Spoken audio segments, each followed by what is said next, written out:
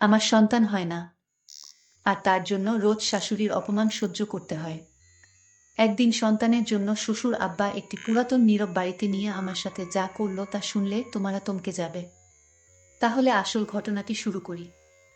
খাবার টেবিলে সদ্য বিবাহিত দেবর আর তার বউকে যখন খাবার বেড়ে দিব, ঠিক তখনই শাশুড়ি মা প্রায় তেড়ে আসলেন। করছোটা কি? নতুন বিয়া করা পোলা আমার, বিয়ার দিনই তোমার সব কইরা খাওয়ানোর কাম নাই? নিজের মতো আমার ছোট পোলার বুটারে ও বাজা বানাইবা নাকি? শখ আহ্লাদ অন্য জায়গায় গিয়া দেখাও। নতুন বউ আমার দিকে ফ্যালফ্যাল করে তাকিয়ে থাকলো। আমি হাসি হাসি মুখ করে রান্নাঘরে চলে আসলাম। অপমানে কষ্টে এখন আর চোখের কোণায় জল আসে না। কেমন জানি পাথরের মতো লাগে সবকিছু। ঠিক একটু আগে ঘর ভর্তি মানুষের সামনে যে এত বড় একটা ব্যাপার ঘটে গেল, এটা মনে হয় শুধু আমার কাছেই বড় লেগেছে। সবাই ও ঘরে দিব্যি হাসছে, কারোর কিছু যায় আসেইনি। 6 বছর আগে এই বাড়িতে আমি বউ হয়ে আসি, সবার কত উল্লাস, আনন্দ। বাড়ির বড় ছেলের বউ আমি। শাশুড়ি মা আমায় মাটিতে রাখেন না পিঁপড়ে খাবে, মাথায় রাখেন না উকুনে খাবে। এরকম আদরে পেয়ে আমি এ বাড়িতে বউ হয়ে আসি। সেদিন রাতে আমার স্বামী রনি সাহেব আমাকে খুব স্পষ্ট ভাষায় বলে দিলেন, দেখো, এ বাসায় কখনো মায়ের অনুমতি ব্যতীত একটা কাজ করার চেষ্টাও করবে না। মা যা বলবে সেটাই মেনে নিবে, কোনো জিজ্ঞাসা করা যাবে না। শুধু এটুকুই চাও তোমার কাছে। বাপ মা মরা মেয়ে আমি, এত আদর স্নেহ যে শাশুড়ি করেন উনার কথা উনি না চাইলেও আমি শুনব। একজন মা পেয়েছি, এটাই আমার অনেক বড় পাওয়া।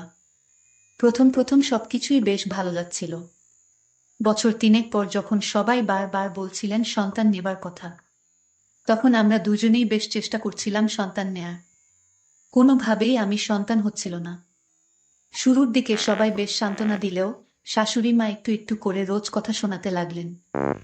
আমার স্বামী সবকিছুই দেখতেন, কোনো দিন ও এসব নিয়ে একটু শব্দ অবধি করেননি। ডাক্তার দেখানো, পরীক্ষা নিরীক্ষা করানো, কিছুই বাদ দিলাম না। আমার সকল রিপোর্ট নরমাল আসলো, কোনো সমস্যা নেই। কিন্তু কোনোভাবেই আমার স্বামী কোনো টেস্ট করাতে রাজি হলেন না। এক রাতে শাশুড়ি মা খাবার টেবিলে খুব দুঃখ করে বলেই বসলেন, যেই মেয়ের কম বয়সে মা বাপ মইরা গেছে, সেই মেয়ে আর আমার বংশে বাত্তি জ্বালাইব কি? কুফা এক মাইয়া। রাগে কষ্টে সামলাতে না পেরে সে রাতে বলে বসেছিলাম, আপনার ছেলেকেও টেস্ট করাতে বলেন আম্মা। আমার তো সবই ঠিক আছে, ওর ও তো কোনো সমস্যা থাকতে পারে। সে রাতে আমার বলতে হয়তো দেরি হয়েছিল, কিন্তু টেবিল ভর্তি সকলের সামনে রনির চড় মারতে দেরি হয়নি। ধীরে ধীরে রনির সাথে আমার একটা দূরত্ব সৃষ্টি হয়। সকলের রান্না করা, বাড়ির সমস্ত কিছু করে রাখা, শাশুড়ি মায়ের গালি খাওয়া, নন্দের কথা শোনা, দেবরের অনর্থক চেঁচানো, রাত শেষে রনির ইচ্ছে পূরণ। ঘরভর্তি এত মানুষের বাড়িতে আমি কোণঠাসা হয়ে পড়ে থাকলাম। আমিও যে একজন মানুষ, এই ব্যাপারটাই যেন হারিয়ে গেল। বিয়ের সকল আনুষ্ঠানিকতা শেষ হওয়ার পর একদিন রনি আমাকে বলল, তোমার সাথে কথা ছিল রুবিনা। বলো না। আমি তোমার কথা শোনার জন্য কত আগ্রহ নিয়ে থাকি জানো তুমি। বলে ওকে যেই তার কাছে গেলাম, অমনি আমাকে ঝামটা মেরে সরিয়ে বলল, জানি না কিভাবে নিবে, কিংবা কোথায় যেয়ে উঠবে। আসলে আমি তোমার সাথে আর সংসার করতে চাচ্ছি না। আগামী মাসে আমি বিয়ে করব। নিজের কানকে কোনোভাবে বিশ্বাস করাতে পারছিলাম না। অসহায়ের মতো ওর দিকে তাকিয়ে শুধু বললাম, সত্যি আমায় ছেড়ে দিতে পারবে তুমি? কোনো কথা না বলে রুম থেকে বের হতে হতে বলল, সব গুছিয়ে রেখো, কাল তোমার মামার বাসায় তোমাকে দিয়ে আসব। শাশুড়ি মায়ের পায়ের কাছে পড়ে ডুকরে কান্না করতে করতে বললাম, আম্মা বলেন না আপনার ছেলেকে আমায় না ছাড়তে। ও আম্মা, আমি কেমনে থাকবো ওরে ছাড়া? দেখো, তোমার কান্দন বাড়ির বাইরে গিয়া কাইন্দ। আমার পোলার এর দিনে সুমতি হইছে। তোমারে খাওয়াইয়া আর কত খাওন নষ্ট করুম আমরা? ঢঙের কান্দন এনে কাইন্দা লাভ নাই। শাশুড়ি মায়ের পায়ে পড়ে কান্না করতে লাগলাম। কিন্তু শাশুড়ি মা আমার এমন কান্না দেখে বলল, ঠিক আছে, আমি তোমায় এ বাড়িতে রাখবো এবং আমার ছেলেও তোমাকে রাখবে, কিন্তু একটা শর্ত আছে। সেই শর্তে যদি তুমি রাজি থাকো তাহলে আমি তোমাকে এ বাড়িতে রাখতে পারবো। মা, আমি জিজ্ঞাসা করালাম, মা, আমি আপনার সব শর্ত মেনে নিব? বলেন আপনার শর্তগুলো। তখন শাশুড়ি আম্মা বললেন, শোনো বৌমা, আমার স্বামী মানে তোমার শ্বশুর তোমায় যে কথাগুলো বলবে সেই কথাগুলো তোমার রাখতে হবে, তাহলেই তোমাকে এ বাড়িতে রাখা সম্ভব। আমি বললাম, মা, আমি শ্বশুর আব্বার সব কথা শুনতে এবং মানতে রাজি আছি। পরদিন শ্বশুর আব্বা তার রুমে আমায় ডাকলেন, বৌমা, আমি তোমায় কিছু কথা বলতে চাই। কি কথা আব্বা, বলেন। শোনো বৌমা, আমি তোমায় একটা জায়গায় নিয়ে যাব। সেখানে ভালো একজন ওঝা বা কবিরাজ আছে, সেখানে তোমারে নিয়ে গেলে ওই কবিরাজ ভালো চিকিৎসা করে অনেক মেয়ে ওই কবিরাজের কাছ থেকে ওষুধ খেয়ে সন্তান হয়েছে।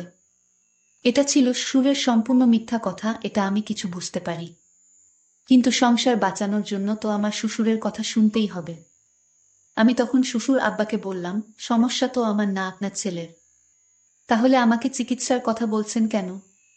তখন শ্বশুর আব্বা রাগান্বিত কণ্ঠে বলে, শোন মেয়ে, আমার কথা না মানলে তুমি এ বাড়িতে থাকতে পারবা না। যদি তুমি বাড়িতে থাকতে চাও তাহলে আমার কথা শুনতে হবে। আমি কোনো উপায় না পেয়ে শ্বশুরের কথায় রাজি হলাম, কারণ এখানে আমার কিছুই করার ছিল না। আমি বললাম, ঠিক আছে আব্বা, আপনি যা বলবেন তাই হবে। তখন পরের দিন শ্বশুর আব্বা আমাকে নিয়ে রওনা দিলেন সেই কবিরাজের কাছে। আসলে সেখানে কোনো কবিরাজ থাকে না, এটা একটা পুরাতন ইটের তৈরি ঘর, ওখানে আমার নিয়ে গেলেন। আমি বললাম, আব্বা, এখানে তো কেউ নেই, এটা তো পুরাতন একটা ভাঙা বাড়ি, এখানে তো কবিরাজ কোনো রোগী দেখি না আব্বা। তখন শ্বশুর আব্বা বললেন, বৌমা, তোমার মোবাইল দিয়ে একটা ফোন করো তোমার বরকে। আমি রনিকে কল দিলাম। রনি বলল, তুমি ফোন দিয়েছ কেন? আমি তখন বুক ভরা কষ্ট নিয়ে বলেছিলাম, আমি তোমাকে ফোন দেয়নি, আমাকে ফোন দেওয়ানো হয়েছে। কে দিতে বলেছে? তোমার বাবা, মানে আমার সুর। তখন বলল, দাও বাবার কাছে। বাবা, তুমি কেন ফোন দিয়েছ? শোন রনি, আমি তোকে ফোন দিয়েছি একটা বিশেষ কারণে, তুই তাড়াতাড়ি রমনমঙ্গল পুরাতন বাড়িতে আয়, একটু জরুরি কথা আছে। ঠিক আছে বাবা, আমি আসছি। তখন রনি বাবাকে জিজ্ঞাসা করল, কি কথা বাবা, বলো। শোন, আমার বৌমার ডাক্তারের সমস্ত রিপোর্ট ভালো, আমি নিজ চোখে দেখেছি। কিন্তু তুই পরীক্ষা করিসনি কেন? বাবা, তুমি আমাকে দোষারোপ করছো। হে, আমি তোকেই দোষারোপ করছি। বাবা, তুমি নিজের ছেলের প্রতি এমন অত্যাচার করতে পারো না। এটা অত্যাচারের কি হলো? আমি কিছুই তো বুঝলাম না। আমি সব বুঝতে পেরেছি। সমস্যা আসলে বৌমার না, সমস্যা তোর, আর তুই যদি পরীক্ষা না করিস তাহলে আমি এই পুরাতন বাড়িতে তোরে বেঁধে রেখে যাব। আচ্ছা বাবা, একটা বিষয় বুঝলাম না। এই কথাটা তুমি তো আমায় বাড়িতেই বলতে পারতে, এখানে কেন? শোনো, বাড়িতে যদি জানাজানি হয় তাহলে তো তোর মা তোর বৌমার কাছে চোট হয়ে যাবে, তাই এর সমাধানটা এই পুরাতন বাড়িতেই নির্বে করতে চাই। কারণ আমি স্পষ্ট জানি বৌমা নির্দোষ, বৌমার কোনো সমস্যা নেই। এই কথাটা বলতেই রনি তার বউকে এখানেই তালাক দিয়ে দিলেন। বৌমা কেঁদে কেঁদে বলল, আমি এখানেই আসছিলাম তোমার সাথে সমাধান করে ঘরে ফিরে যেতে এবং সারা জীবন তোমার সাথে থাকতে। তুমি আমাকে ছেড়ে দিলে। এইদিকে এই কথা শোনার পর আমার শ্বশুর স্ট্রোক করে এখানেই মারা গেল। তখন আমি আমার এক রাশ কষ্ট নিয়ে চলে গেলাম। 6 বছর পরের কথা। আমার ছেলে সুহানকে নিয়ে আমি আর আবির হাসপাতালে গেছি টিকা দিতে। ওহ, আবির আমার দ্বিতীয় স্বামী, সুহান আমাদের ছেলে। হাসপাতাল গেটের বাইরে এসে দাঁড়াতেই দেখি আমার প্রাক্তন স্বামী রনি CNG খুঁজছেন। তার পাশে হুইল চেয়ারে বসা আমার প্রাক্তন শাশুড়ি আর রোগা পাতলা এক মেয়ে। মেয়েটি আমার প্রাক্তন স্বামীর বর্তমান স্ত্রী বোধ হয়। আমি আবিরকে নিয়ে একটু এগিয়ে যেয়ে আমার প্রাক্তন শাশুড়ির দিকে তাকিয়ে বললাম, চিনতে পেরেছেন কি না জানি না, আপনাকে এখন কি বলে সম্বোধন করব সেটাও আমার জানা নেই। এই যে সুহান, ও আমার ছেলে, 3 বছর বয়স, আর ও আবির, আমার স্বামী। আপনাকে দেখে কথা বলার আমার বিন্দুমাত্র ইচ্ছে ছিল না। শুধু এটুকু বলি, আমি বাজা নই। আপনাদের ধন্যবাদ সেদিন বের করে না দিলে আজ আমি সুহানের মা হতে পারতাম না। আমার প্রাক্তন শাশুড়ি কান্নায় ভেঙে পড়লেন। আমার হাত ধরে বললেন, মাফ কইরা দেও মা আমারে, তোমারে ঘর থেকে বের করতে চাইনি আমি। তোমার শ্বশুরকে দিয়ে আমি তোমারে ঘরে ফিরিয়ে আনতে চেয়েছিলাম, কিন্তু আমার অবাধ্য সন্তান তোমাকে ছেড়ে দেওয়ার পর আমার এখন এই অবস্থা মা। আমার পোলার ঘরে এখনো কোনো সন্তান হয় নাই। তোমারে আমি ভুল বুঝছিলাম মা। হাত ছাড়িয়ে নিয়ে ওনাকে বললাম, কিছু ভুলের মাফ হয় না। ভালো থাকবেন আপনারা। আমার প্রাক্তন স্বামীর বর্তমান স্ত্রী মেয়েটার দিকে তাকিয়ে আমার বেশ মায়া লাগলো। দর্শকদের উদ্দেশ্য করে একটি কথা বলতে চাই, সন্তান দেওয়ার মালিক আল্লাহ, এখানে মানুষের কোনো হাত নেই। তবে আপনারা শুধু বউয়ের উপরে দোষ চাপাবেন না, কারণ এই গল্পে আপনারা বুঝতে পারলেন সমস্যাটা বউয়ের ছিল না, ছিল তার স্বামীর। আপনারা না বুঝে কখনো নিজের স্ত্রীকে ভুল বুঝবেন না। আজকের ঘটনাটি কেমন লাগলো তা কমেন্ট করে অবশ্যই জানাবেন। ভালো থাকবেন, ধন্যবাদ।